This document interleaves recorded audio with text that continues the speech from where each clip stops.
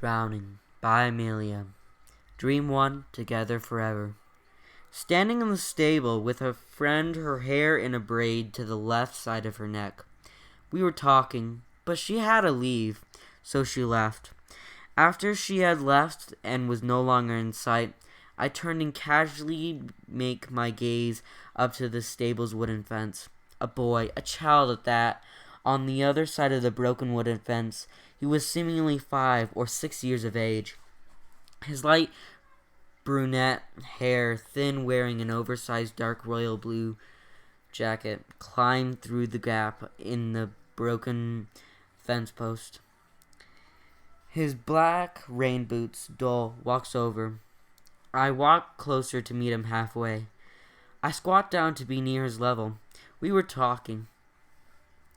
He said he had missed me. Why can't I just be here forever with you? I responded to that. Well, you have to go back home and go to school. The child sucked, they responded with, I don't want to leave you, but there's a way for forever for us. I responded to the sad child with a smirk on my face. And what way would that be? The once sad child had suddenly became empty. His emotions oceans, or hard to read for a child.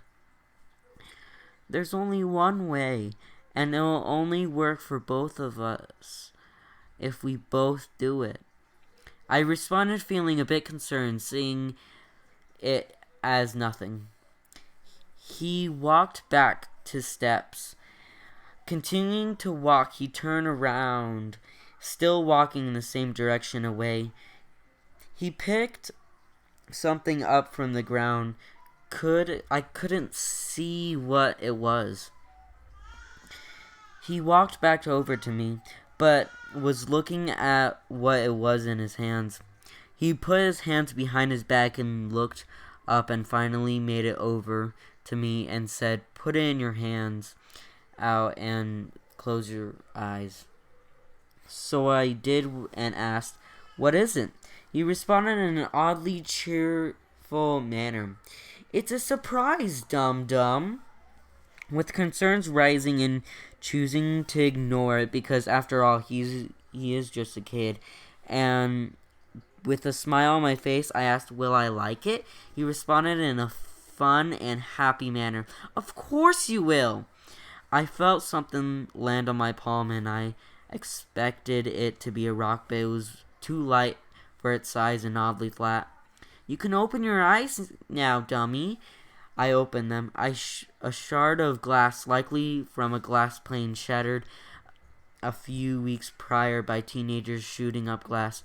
It was probably clear and now sat on my palm. I looked up to see he had one too. We shouldn't be playing with glass. Come here. In a calm tone voice. He took a few steps forward and was looking down at his shard of glass. Don't you want to be with me forever? I responded, I do want to hang out with you forever, but you have school. I replied to hopefully cheer him up a bit. He looked up and back down. He took a few steps back away from me. This is the only way we can be together. You said you wanted to be with me forever, so you'll know what to do. You're smart. We started at 1 and 1 in silence.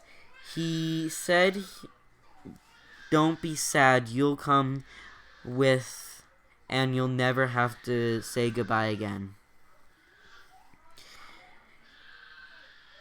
He brought the glass to his throat and cut his throat open. It happened so fast. I could only catch him once he had done it. I put my hands on his throat, trying to stop the rapid bleeding. To no avail, my efforts to save the boy did not work. I was too late. If only I had not put my concerns to the side, I could have prevented this. I hurried to get my phone out of my pocket to call 911. I told them everything that has happened, while I continued to put even pressure on his neck, hoping he will be alright. I could hear sirens of the ambulance getting louder the more closer it came, and my eyes were red and cheeks were wet from crying. I didn't dare move till they came. They didn't see me, so I yelled for them. Help. They came. They took him. I tried to go with them, but they said I couldn't go with them. I made it to the hospital. One of the person who helped take him there, he stopped me in the hallway and said, "There's no use asking if the boy is alright. He's gone. I'm sorry. He passed away before we got there. I'm so sorry." Everything felt like a nightmare. I hoped and hoped this wasn't real. It was all a dream. I started pinching at my skin. The man stopped me from pinching my skin after I started bleeding. He said with guilt and sorrow and his voice, "This isn't a dream. This is real and everything is real. I'm sorry. He's gone and he's never coming back." The words "never" and "forever" spun like a tornado in my mind, repeating over and over again until I could only think of the world forever. My tears slowly came to an end. He's not gone because there's a forever. There's always a way. He told me to sit down and calm down, but I walked away. If you want to read the rest of the story, you're going to have to go check out the book thing in the description. Yeah, that thing. Finally did it. I am so glad, and I am so tired.